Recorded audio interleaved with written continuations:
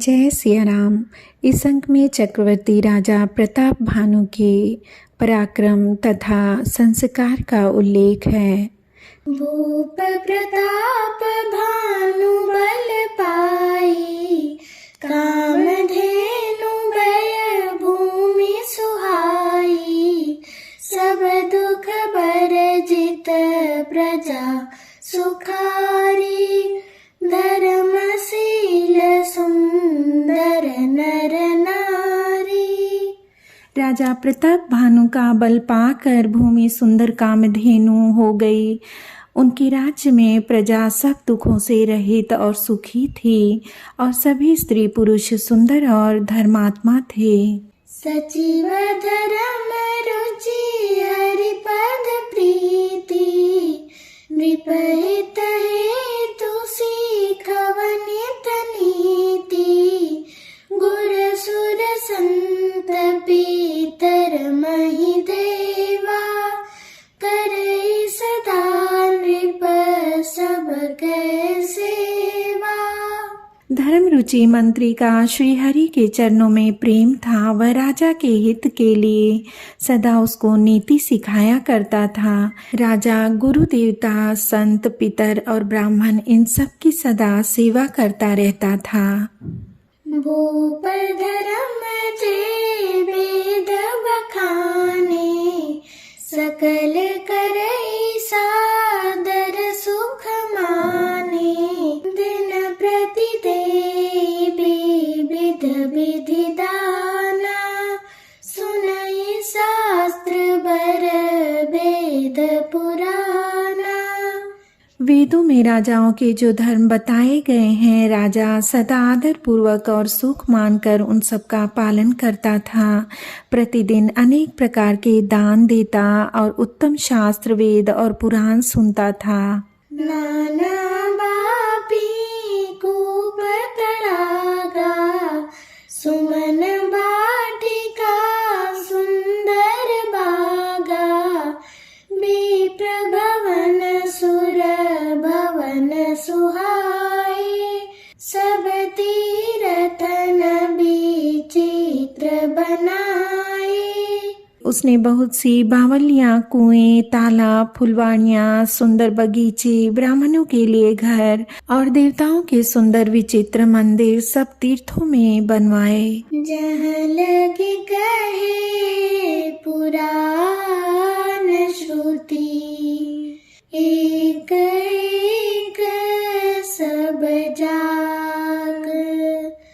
12 सहस्त्र सहस्त्र नृप, किए सहित अनुराग। वेद और पुराण में जितने प्रकार के यज्ञ कहे गए हैं, राजा ने एक एक करके उन सब यज्ञों को प्रेम सहित हजार हजार बार किया। हृदय न कछु फल अनुसंधाना, भूप विवेकी परम सुजाना। करई जे धर्म करम मन बानी, वासुदेव अर्पित नृप ज्ञानी। राजा के हृदय में किसी फल की टोह अर्थात कामना न थी। राजा बड़ा ही बुद्धिमान और ज्ञानी था। वह ज्ञानी राजा कर्म, मन और वाणी से जो कुछ भी धर्म करता था, सब भगवान वासुदेव के अर्पित करके करता था। चढ़ी बरबाजी बारेक राजा, मृगया कर सब साजी समाजा। विंध्याचल गभीर बन गयऊ, मृग पुनीत बहु मारत भयऊ। एक बार वह राजा एक अच्छे घोड़े पर सवार होकर शिकार का सब सामान सजा कर विंध्याचल के घने जंगल में गया और वहां उसने बहुत से उत्तम उत्तम हिरण मारे। फिरत विपिन नृप देख पराहु, जनु बन धुरे उस शीघ्र सिराहु। हाथ मुख माही, मनहु क्रोध बस उगिलत नाही।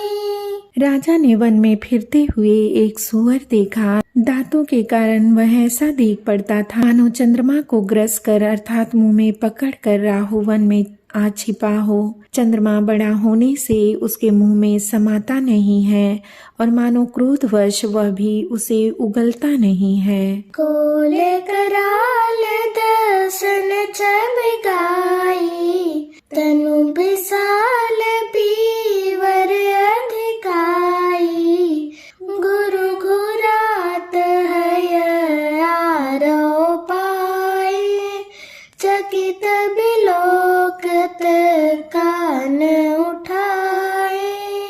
यह तो सूअर के भयानक दांतों की शोभा कही गई।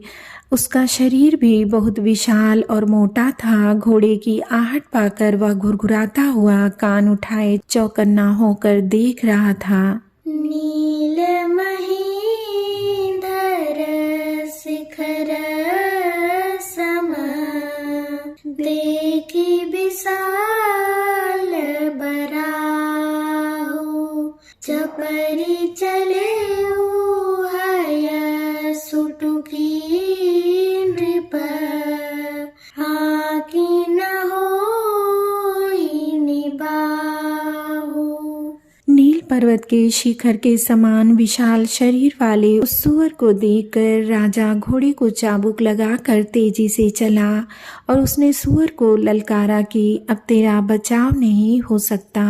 आवत देखी अधिक रव बाजी, चले उबरा मरुत गति भाजी। तुरत कीन्ह नृप सर संधाना, मही मिल गया बिलोकत बाना।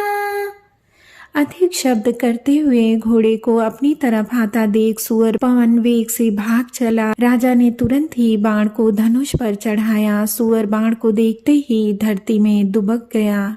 तकी तकी तीर महिष चलावा, करी छल सूअर शरीर बचावा। प्रगटत दूरत जाई मृग भागा, ऋषभस भूप चले संग लागा। राजा तक तक कर तीर चलाता है परंतु सूअर छल करके शरीर को बचाता जाता है। वह पशु कभी प्रकट होता था और कभी छिपता हुआ भागा जाता था और राजा भी क्रोध के वश उसके साथ लगा चला जाता था। गया दूरी घन गहन बराहु, जहाँ नाही न गज बाजे निबाहु। अति अखिल बन विपुल कलेसु, तदपि न मृग मग तजई नरेसु। सूअर बहुत दूर ऐसे घने जंगल में चला गया जहाँ हाथी घोड़े का निबाह नहीं था। राजा बिल्कुल अकेला था और वन में क्लेश भी बहुत था। फिर भी राजा ने उस पशु का पीछा नहीं छोड़ा। कोल बिलो की भूप बड़ धीरा, भागी पैठ गिरे गुहांग भीरा। अगम देखी नृप अति पछिताई, फिरे महाबन परे बुलाई।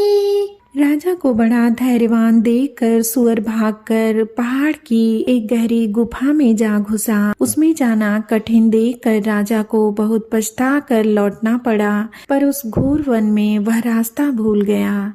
खेद खिन्न चोदित तृषित, राजा बाजी समेत। खोजत व्याकुल सरित सर, जल बिनु भय अचेत। बहुत परिश्रम करने से थका हुआ और घोड़े समेत भूख प्यास से व्याकुल राजा नदी तालाब खोजता खोजता पानी बिना बेहाल हो गया।